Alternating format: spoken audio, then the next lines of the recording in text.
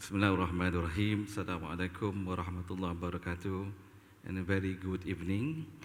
His Excellency Mr. Frederic Loplanche, the Ambassador of France to Malaysia, and also His Excellency Mr. Pascal Gregoire, the Ambassador of Belgium to Malaysia,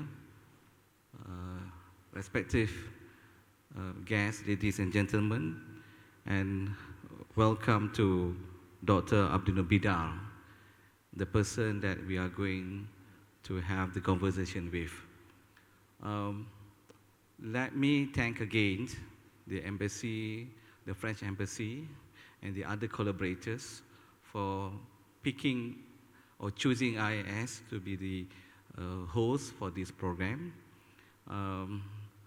We are indeed delighted to collaborate for this event, and we are looking forward for future collaborations for any programs that deals for the betterment of the society and the nation. We will have the format of the discussion will be, I will be throwing questions to Dr. Bidar, and after that, we will have the audience to raise questions. If you want to make comments, that will be a very short one. But before we do, I would like just to read a bit of Dr. Bidar. Dr. Bidar has a PhD holder in philosophy in one of the highest ranking public universities in France. He is also a senior civil servant, a member of the French General Inspectorate of the Ministry of National Education, associated researcher to the Society, Religious and Secularism Unit, nominated member of the French National Advisory Committee on Ethics by the French President, nominated member of the French National Observatory of Laicity by the French President, Knight of the National Order of Merit, Knight of the Order of Academic Palms. He is very famous in France because he appeared in most of the channels of TV, especially in the French TV shows, as well in radio. So his life is dedicated to this academic discourse, in particular with regard from his interests under the areas of philosophy. And he has also written a lot, mainly in France, perhaps a few that I can mention here: Reconnecting Life in 2016, Building Society 2016, Secularism 2017, Islam under this Self-Islam, and also some other writings as well. With that, let me start the ball with the first question. This will be a very basic one. Okay, Dr. Bidar, thank you very much for your time. As a Muslim, can you share a bit of your life in France, where, like the Excellency mentioned, that Muslims, about 5 million in France, they are minority, and perhaps that would be something that you can share as a Muslims living in France. And who are the ones that shaped you, your life, to what you are now as a philosopher that talk about Islam? Yes, please. So, good afternoon. I'm very honored of your presence, Mr. the Ambassador of France, Mr. the Ambassador of Belgium, and I'm very honored also. I'm very proud to be the guest this evening of the International Institute of Advanced Islamic Studies. Very honored to talk with you, dear Professor Azam. I have read many of your articles in the New Straits Times before coming in Malaysia. And I realized that we were very close on some opinions and convictions about Islam as a very open-minded and hospitable and tolerant religion and culture and ethics. So, before answering your question, your first question, I would like to precise that about what you said. I'm a scholar. At first, I'm a scholar. I speak and work in academic circles. But in France nowadays, it is not enough. Because when you work on Islam, you must be present in the public debate. You can't stay in the academic circles, speaking between scholars with a few students, because the first thing that I want to say to you, to tell to you, is that Islam in France became a national passion. It is one of our most important debates, because nowadays Islam, because of the presence, the massive presence of the Muslims in our French society, Islam is now at the crossroads of the most important debates for French identity, for French culture, for French society, from the spiritual questions to the question of inequalities. So Islam, for all those debates, became central. And I often say in France, I repeat it all the time, the presence of the Muslims is not a threat for the French society. It is an opportunity. It is a great opportunity. And I hope that this evening I will explain this point. But at first, your question. I'm a very strange Muslim. I'm in the Muslim Ummah. I'm a kind of UFO, unidentified flying object. Why? Because I come from a mother who is converted to Islam. So I have no long roots, historical roots, family long roots in Islam. My mother has converted to Islam because she was Catholic, and she had a deep spiritual and mystical quest. And she didn't find in the Catholicism the answers she needed. And so she turned to Islam, and she found in the simplicity of Islam something that corresponded exactly to his quest. When she say, as us Muslims say, Ashhadu anna la ilaha illallah, to her, it was, I would say a real revelation, you know? So, my Islam is from my mother. She was my master in Islam. She learned me Quran. Especially the little surah of the end of the Quran. إن الإنسان لفي خسر إلا الذين آمنوا وعملوا الصالحات وتواصوا بالحق وتواصوا بالصبر. You know, this kind of verse, very important in our Muslim culture. So, she learned me almost all I know about Islam. And she was converted by a school of Islam, a spiritual school of Islam that is called Sufism. And it is the case of many French people converted to Islam. So their main practice in Islam is the tasbih, the dhikr. You repeat the name of God. You say Allah, Allah, Allah, or for example, Ya Latif, Ya Latif, Ya Latif, or Ya Hayyu, Ya Qayyum, Ya Hayyu, Ya Qayyum. And you try to make of this repetition an opportunity to get in yourself to your deeper self, to your deeper inner self, to encounter God, to meet God, if possible. Is it possible for mankind? Because, as we say, us Muslims, God is Amma Yasifun.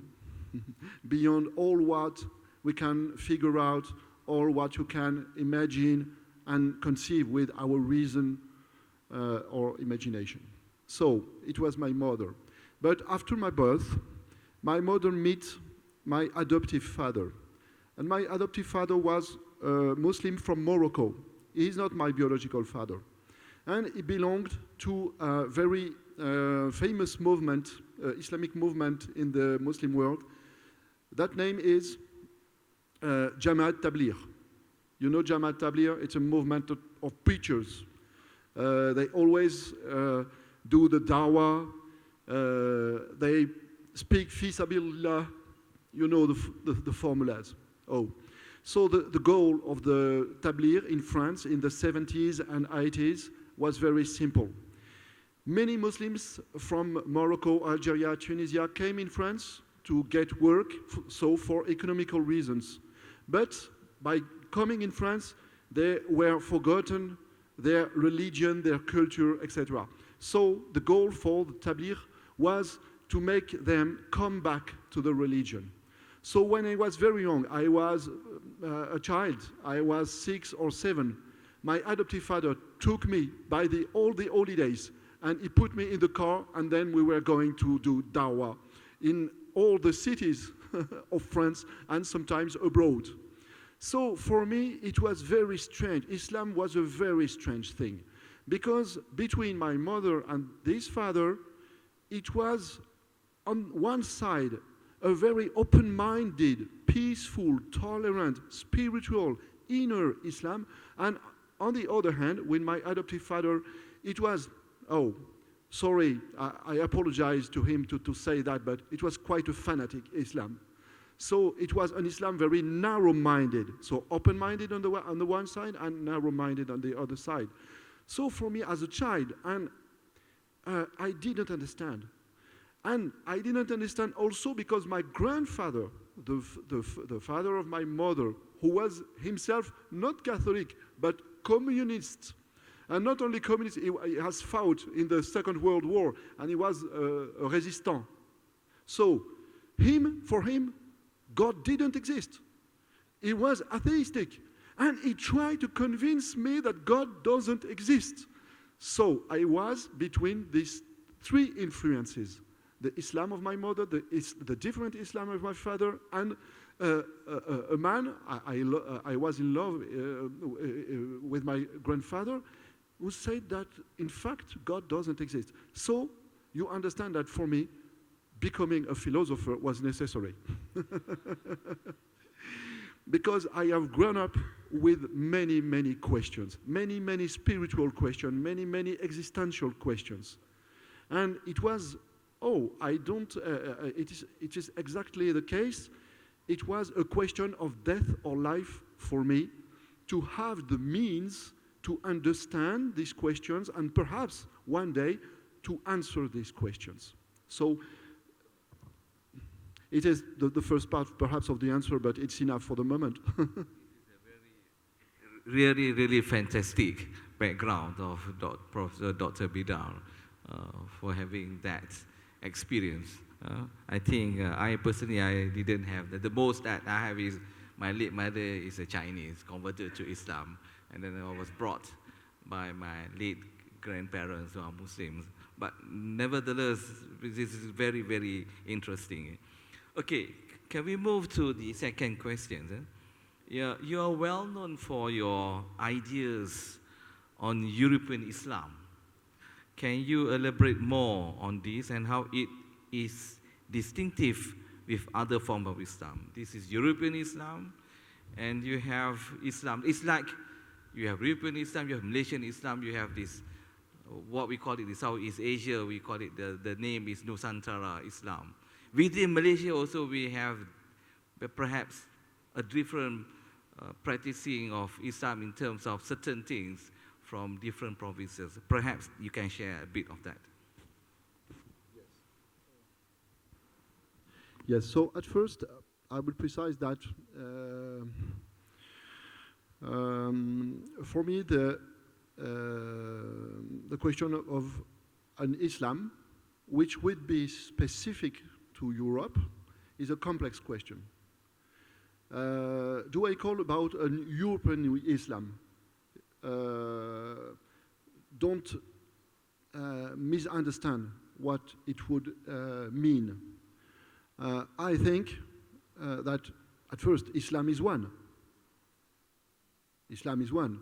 And us Muslims, our most fear is to have between the Muslims all over the world what we call a fitna.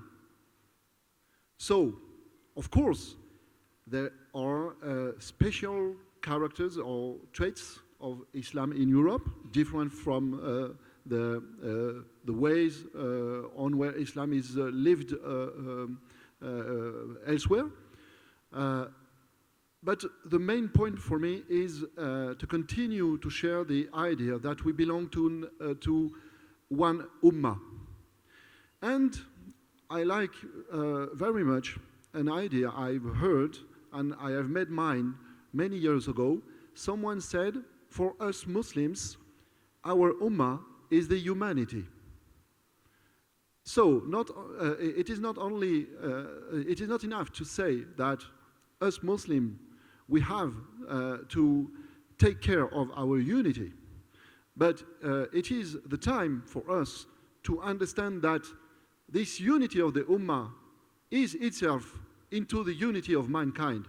And perhaps in an ecological perspective, we have to understand also that the unity of mankind is itself inside the unity of the living on the earth. All the livings, all the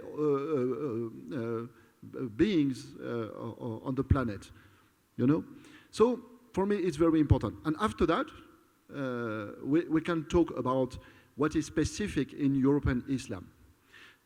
I don't consider, I know that many Muslim thinkers consider that in the Western world, there is a civilization, the modernity and now the post-modernity, that is destructive for spiritual traditions, destructive for religions, and so that when you are living in the Western world, you are, sorry, the term is strong, but you are contaminated by a spirit that is materialistic, nihilistic.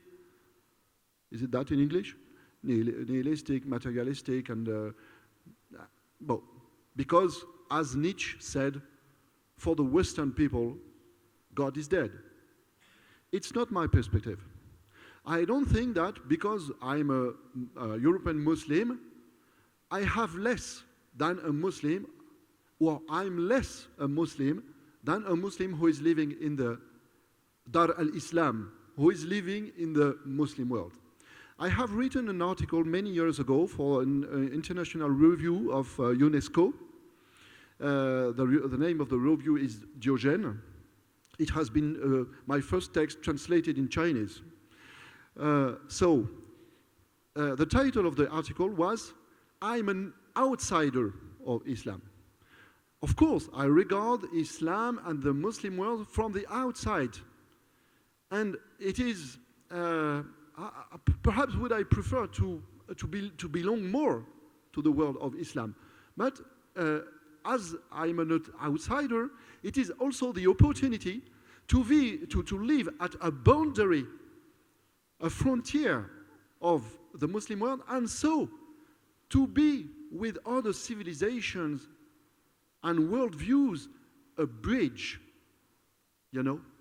And as a bridge to have the enrichment of another culture, other civilization. And for me, it is that the first point, the first meaning of European Islam. It is not a less Islam than the Islam you can find and live in the Muslim world.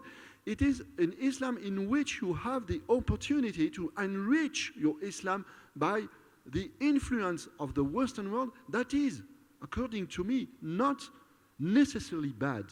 Of course you can forget God. Of course you can consider that God is an illusion, as Sigmund Freud said, or as Karl Marx said. But you have also spiritual resources in the Western world. And all my work as a philosopher, as an outsider of Islam, is to realize I would say, the wedding between the spiritual resources of European tradition and the spiritual resources of the Islamic, of my Islamic inheritance, you know? And one of the main aspects of this encounter between the two traditions is the concept that is central in my philosophy of freedom. I think I often say it like that. It's only a formula that God, Allah, as we say in Islam, Allah doesn't want slaves, doesn't created us as slaves.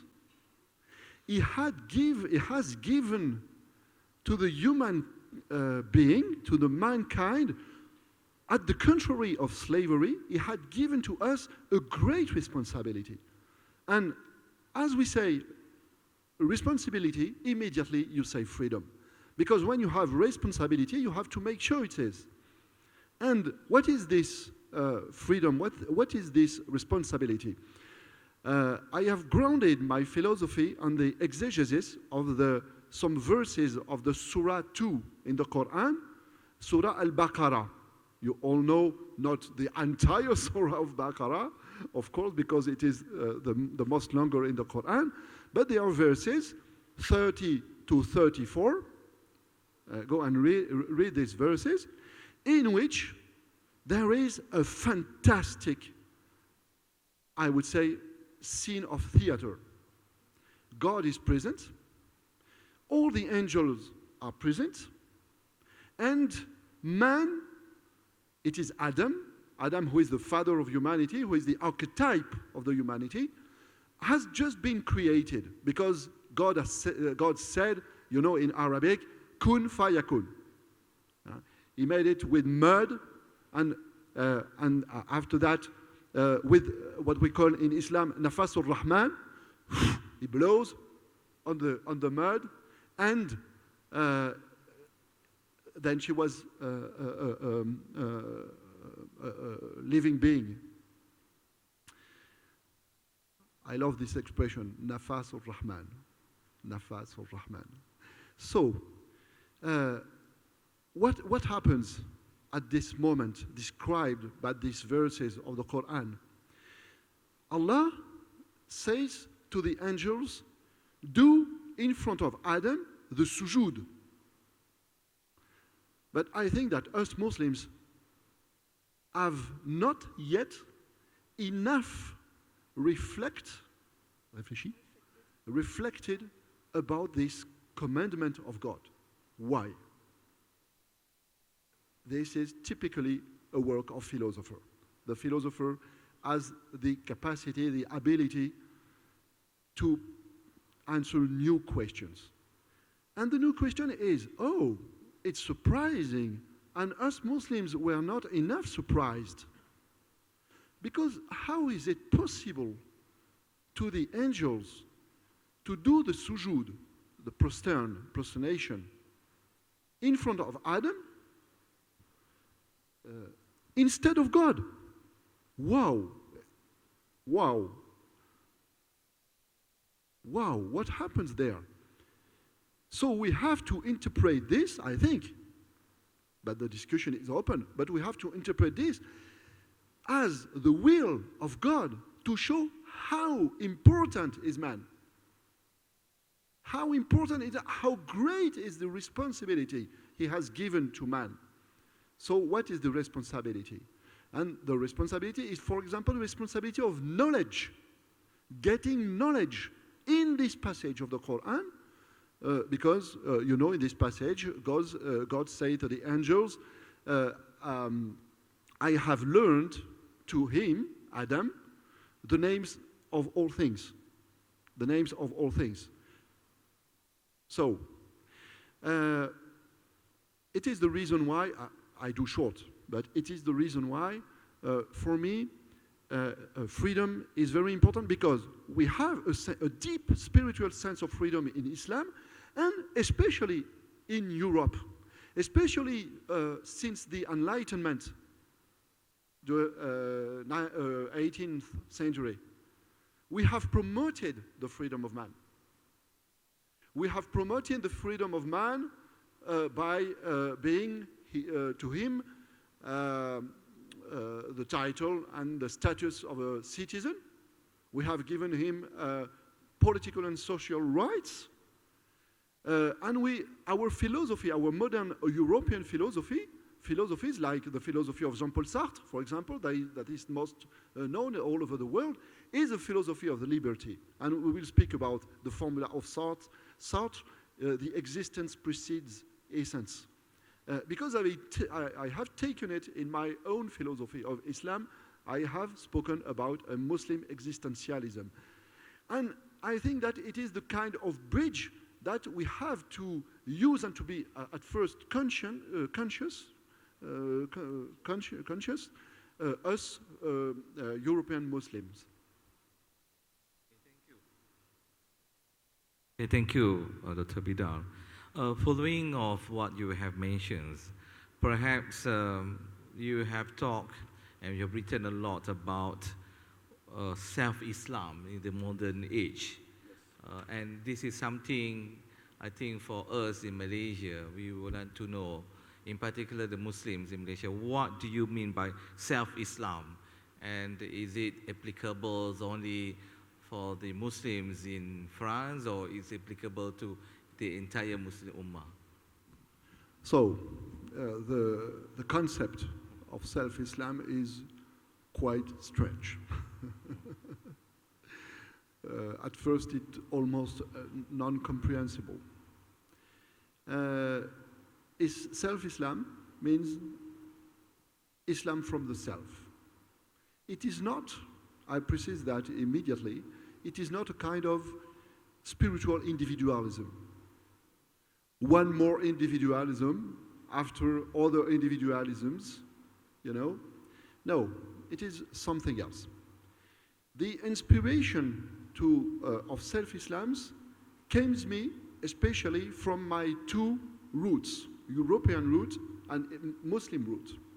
On the European side, it is the root, of course, you have understood it, of the freedom, of the liberty.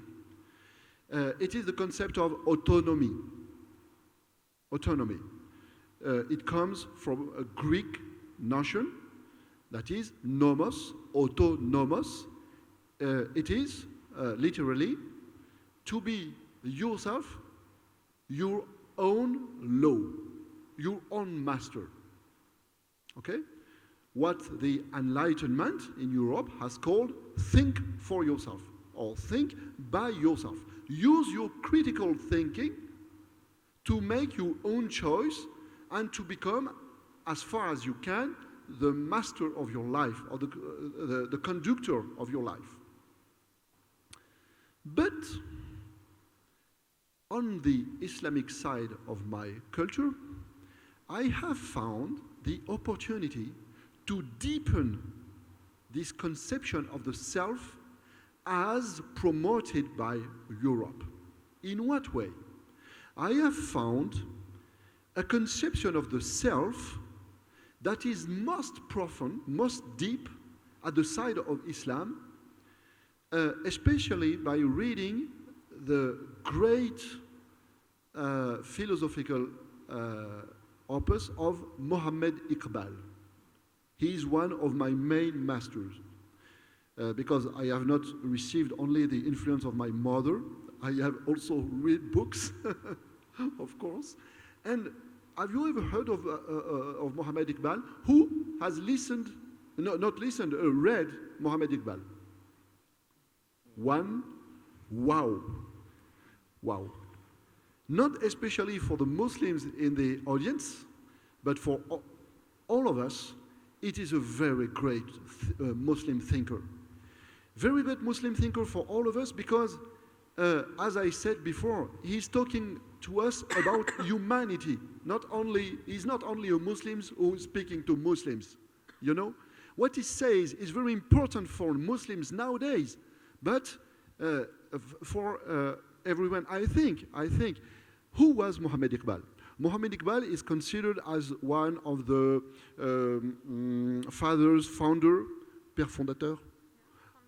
founding fathers of the Pakistan.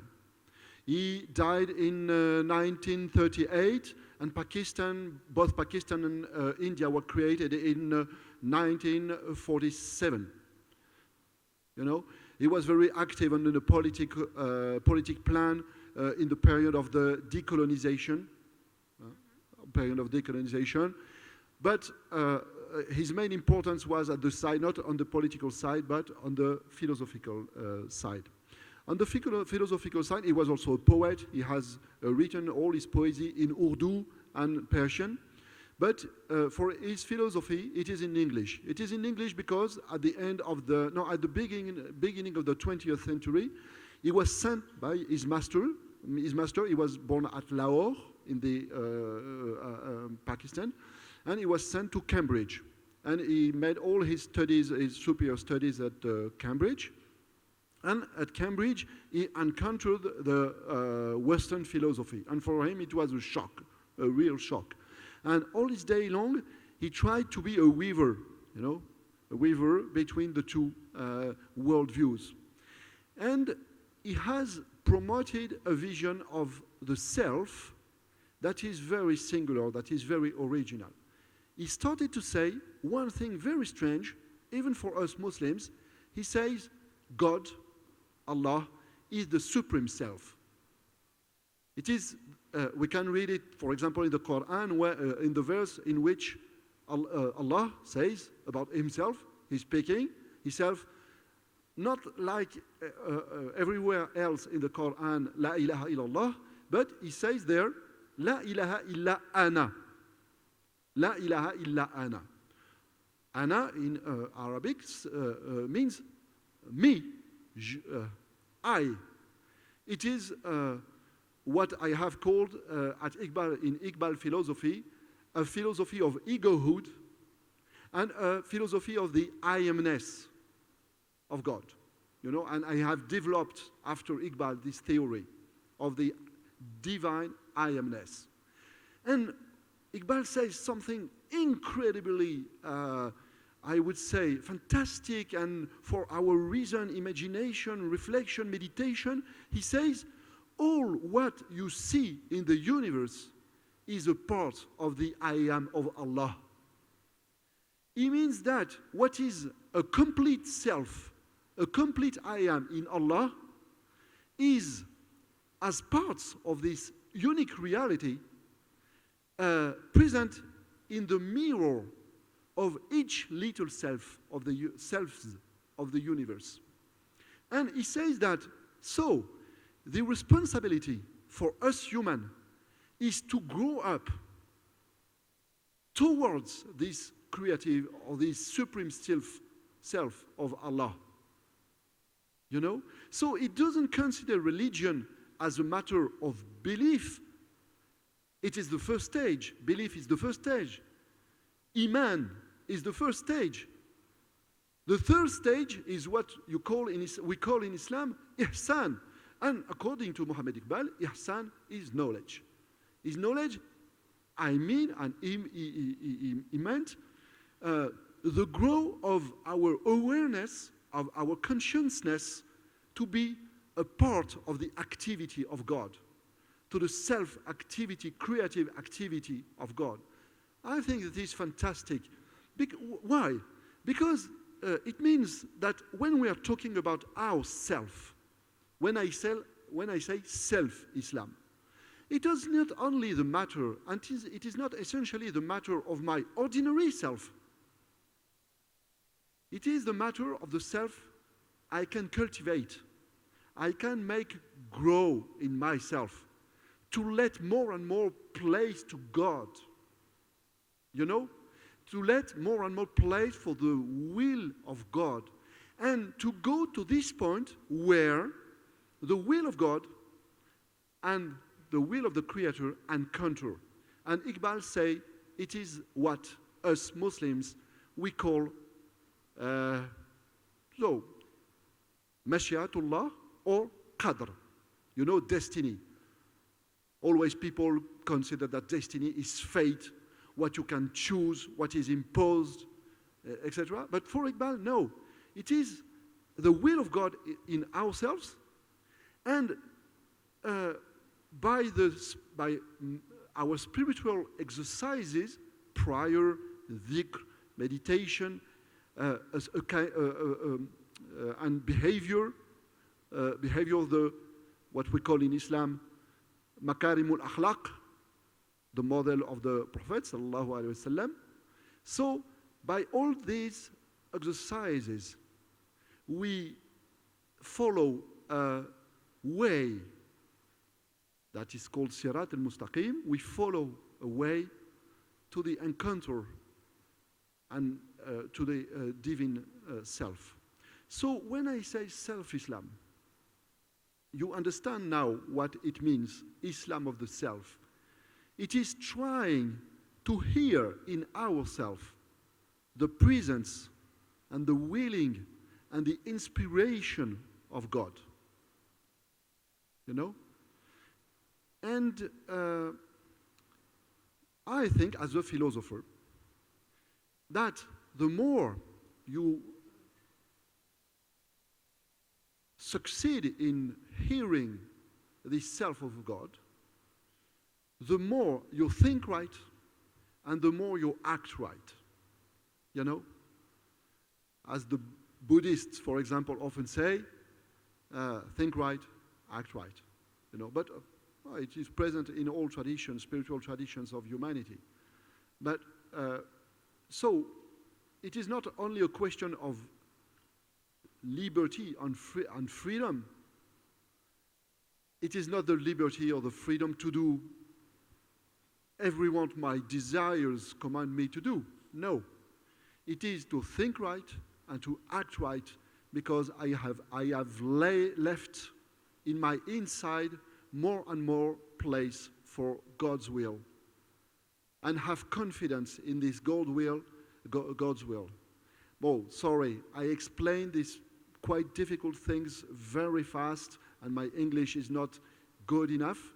In French it would be, I hope, better, but I do my best.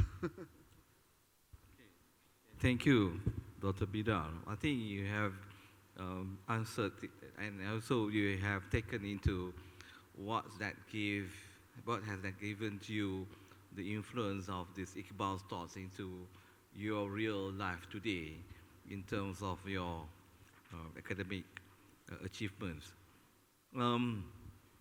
Moving a little bit, if I can say, in the way that you have written in your book, what Islam does not mean submission, but obedience. This is something, a catchy word. Islam does not mean submission. As we all know that in one of the verses in the Quran, وَمَا خَلَقْتُ الْجِنَّ وَالْإِنسَ إِلَّا لِيَعْبُدُونَ. So the word يَعْبُدُونَ definitely gives and interprets the meaning of submission as an abd. So can you elaborate more on this? Because people will keep asking me when we have one of your titles in your books, that Islam without submission. So, for us Muslims, it's a central question, central issue. I'll start by an example, a very personal example. My name. My name is, I pronounce it Arabic, Abdennour. In France, I am called Abdennour, and sometimes Abe. But my name is Abdennour. What does that mean? The Muslims here know what it means. Noor is one of the 99 names, sacred, holy names of God. Rahman, Rahim, Malik, Qudus, Salam, etc. So the meaning of Noor is light, but not the light of the lamps, not even the light of the sun, the light of God. That is a light we can't perceive with our sensible eyes, you know? So my name means the servant of God's light. Abd, it is the Arabic notion of Ubudiyya, as the Sufis say, especially because they have must study this notion of Ubudiyya. You have a very incredible theory of Ubudiyya, for example, at Ibn Arabi, Mhd Ibn Arabi. So, my name means, if I say it literally, that I'm servant of God's light. It is for me a submission. It is, what would be the meaning of the submission to God's light? It is not my interpretation, because I don't know how to be submitted to God's light. What is my responsibility, personal responsibility as a Muslim, as a believer, and also as a thinker towards the God's light? My responsibility is to try to be illuminated by this God's light. You know? Try to be illuminated, just as I said before with self-Islam. Illuminated by God to find the right thing, the right way of thinking in all the problems I examine with my reason, and to be illuminated also in my daily behavior. You know? So, for me, the meaning from this example, the meaning of being the servant of God light is not submission, it is consecration. And this term, I don't know if it's the right term in English. I consider that my responsibility is to consecrate my whole life to look for the God's light. You know? To commit oneself, yes, of course. It's a real commitment. I've forgotten the term, but it's, thank you, it's exactly the term. I consider my life as a commitment, you know? And it is not a sacrifice. It is more and more pleasure. I don't feel as a slave of God's life and of God, you know? Because the more and more I walk towards this God's light, I grow in confidence. I grow in inner peace. And I grow in energy. I'm getting older, of course, like everyone. But with this aim, with this goal, with this horizon, I don't only get older, I also get younger and younger. You know, we are very far from the comprehension of Islam as a submission, you know. And for me, it is more and more, I think, it is more and more freedom. And I don't know how you hear here in Malaysia when I spoke about these things, but you know, for European Muslims, some of them say to me, "No, you're not allowed to say that. Islam is submission. Point."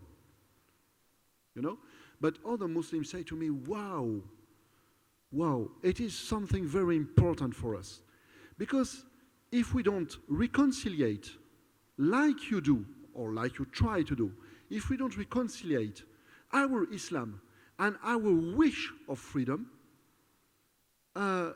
we will not be able to give to our spiritual and social lives, a coherence, you know.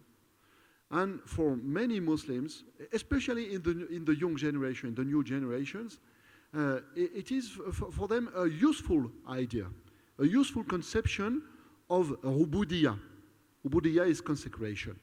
And it is also for them interesting because when you dedicate or you consecrate your life to something like God's light or truth or beauty or justice, these ideals, you give a great sense to your existence.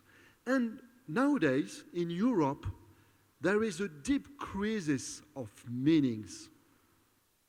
There is a great lack of profound existential, philosophical, spiritual meanings for life.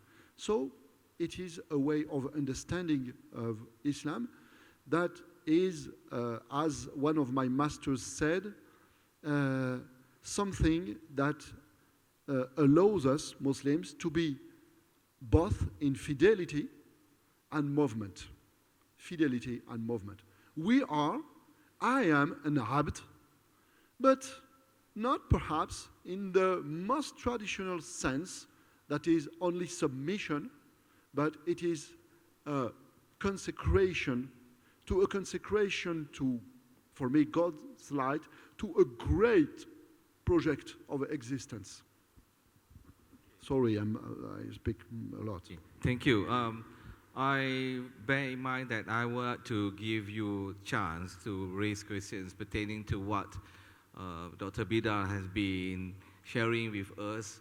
There are some of his points which I believe to certain people of you might be a little bit controversial, but bear in mind, if we take this as a freedom of expressions, you may questions in back later afterwards. I want to give you a lot of opportunity, but I have a few more questions which I would skip, but I would like to ask you one particular question with regard what is happening recently in France. Under the notion of freedom of religion, what is your view on the recent case where a Muslim woman was requested to move her veil in government building in France? It was viral, it was shared throughout the world. Do you think that this has infringed the fundamental right of freedom of religion, in particular for that Muslim woman?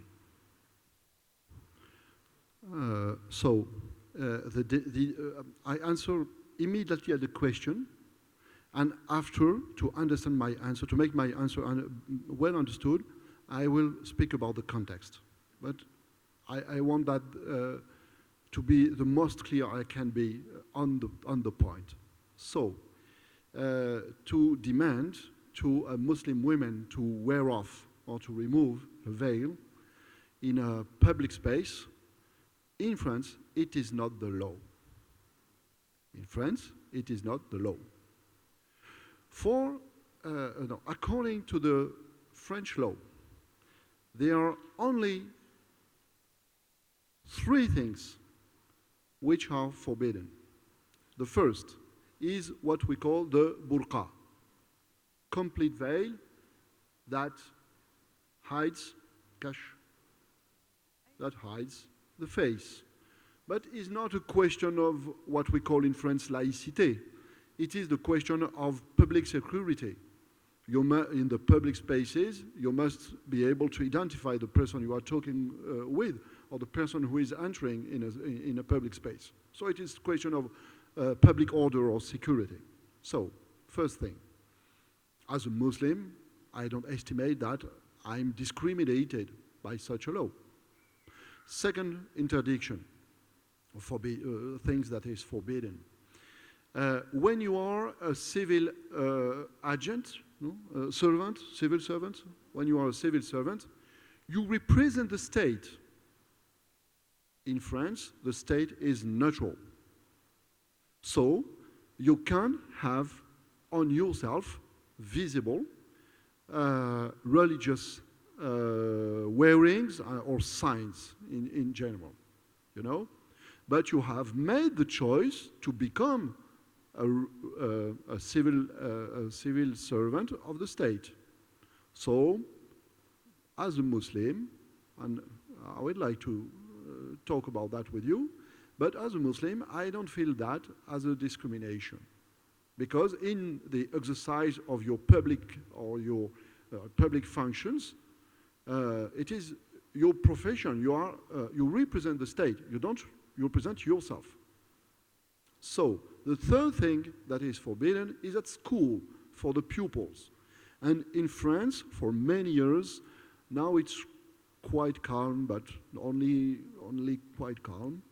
The third thing that is forbidden is for the pupils to have in the public schools religious signs that are considered not every sign, but signs. In French, we say that they are ostensibles. It means provocative, showy. Bon. So in that case, there was no reason for, there was no legal and so legitimate reason to demand to this woman to wear off his veil. And actually, now some elements of context.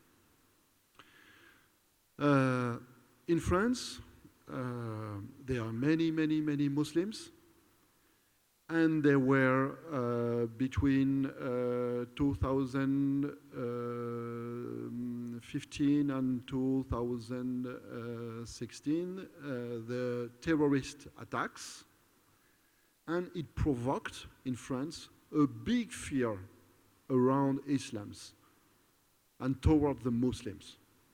And there were, and there are still now, many confusions. Some people now in France consider that Islam, not only the terrorists who pretend to be Muslims, but that Islam in general, by essence or by nature, Islam is an intolerant, violent, and aggressive and destructive religion for other culture and religions. So there is a context of fear in which many French people, not all French people, of course, but many French people consider Islam as a threat. You know? So, what is the result? Some people would like the veil as the most visible sign of Islam forbidden in all public spaces. And they begin to say that the meaning, the right understanding of what we call laïcité, that concerns only the neutrality of state, means that there can be any religious expressions from Islam or from other religion in the public spaces or in the social spaces. Because of this climate, I don't know, climate, it's better.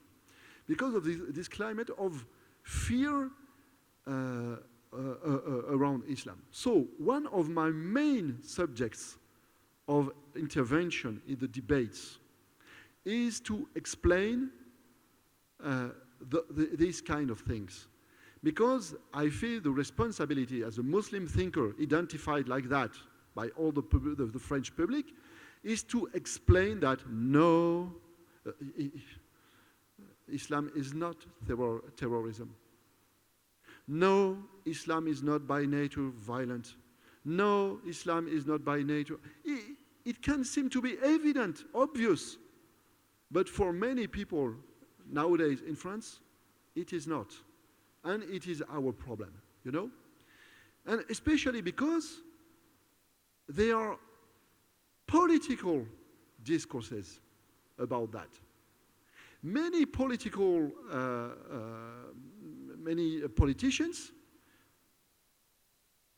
you know that in all societies of the world, the instrumentalization of religion by the politics. Classical. So, it is exactly the case today in France. They use the fear of Islam to say that they will, their party, protect the French identity, the French culture, the French history, etc., etc. And so, some of them even say an horrible thing. They say that you can find this discourse at the extreme right, political extreme right, extreme wing. Extreme wing. What do they say? They say to the French people, have you seen how many Muslims we have now in France?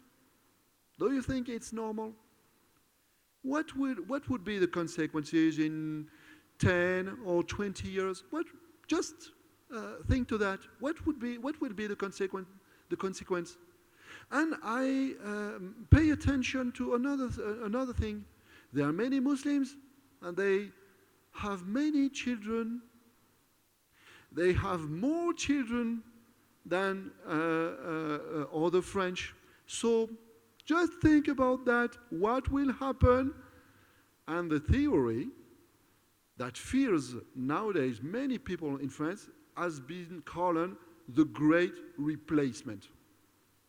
The Great Replacement of a white population by an immigrant population which has more and more children.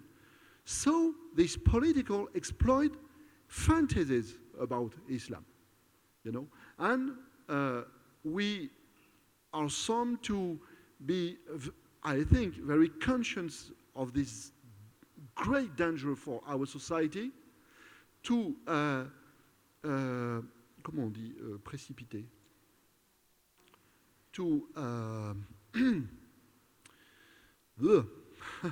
to push our society in a complete cultural war between the Muslims and the non-Muslims.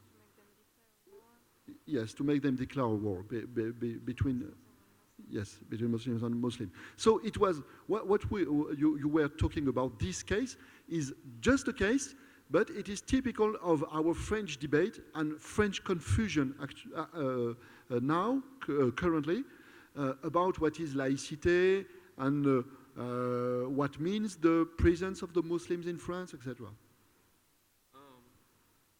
One last question, and we need you in very short reply on this before we pass it to the audience. I cannot skip this question because it's a very important one pertaining to Malaysia.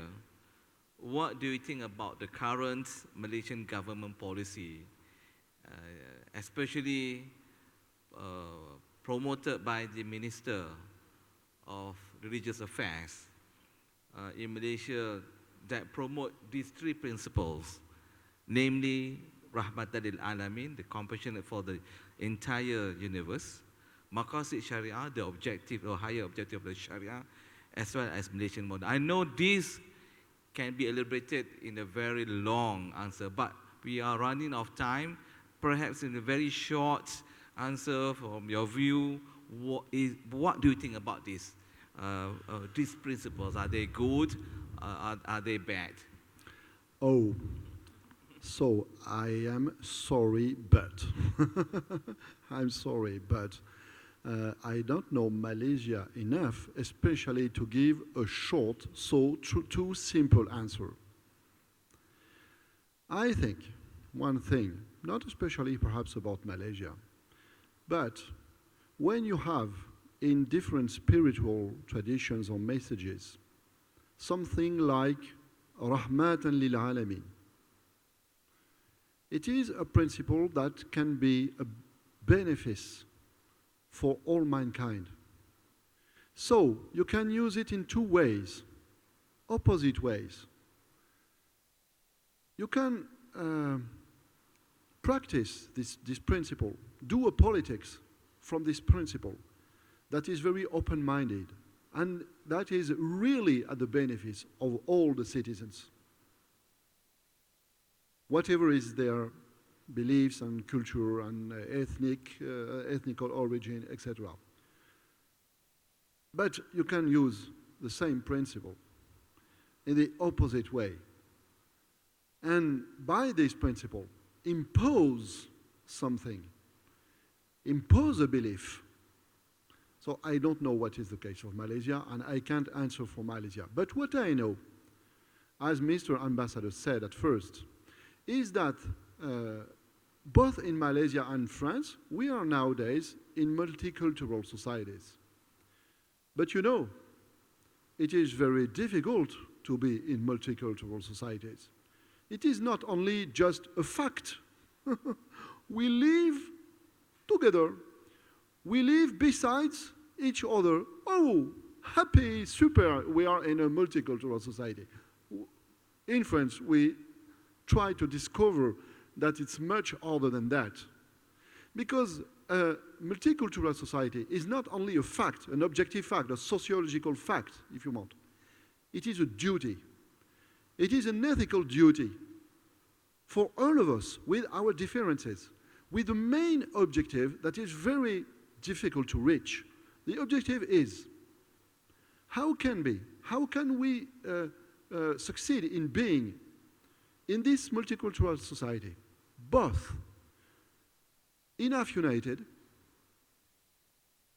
and enough in the respect of our differences.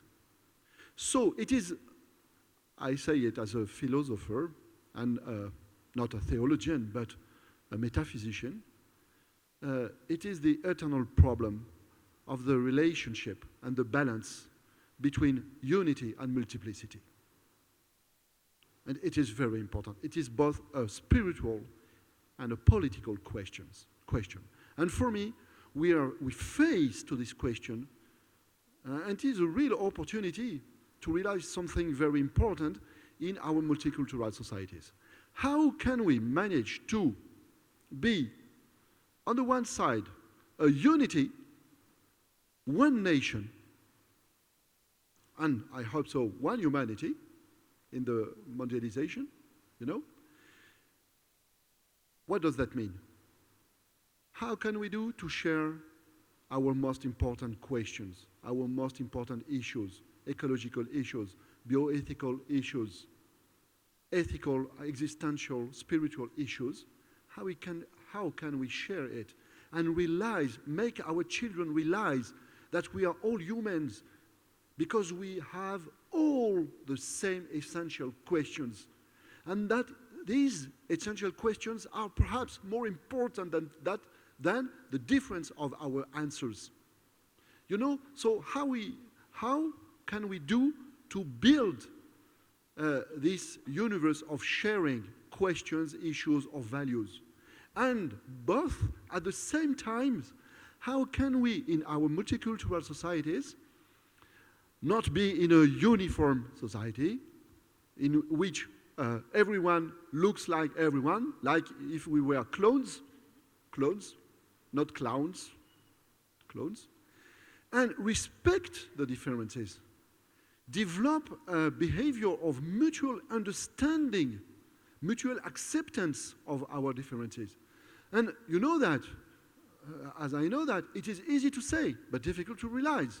In fact, in principle, I accept all the differences, but when I have to live daily with a neighbor, with a colleague, with everyone else in my neighborhood who is different, it is more difficult, and I think that it needs education. You know? So I think that we have to build an education adjusted to the challenges of our multicultural societies. Thank you very much, Dr. Bidar. Dr. Bidar. Thank you very much. Thank you very much. Thank you from heart.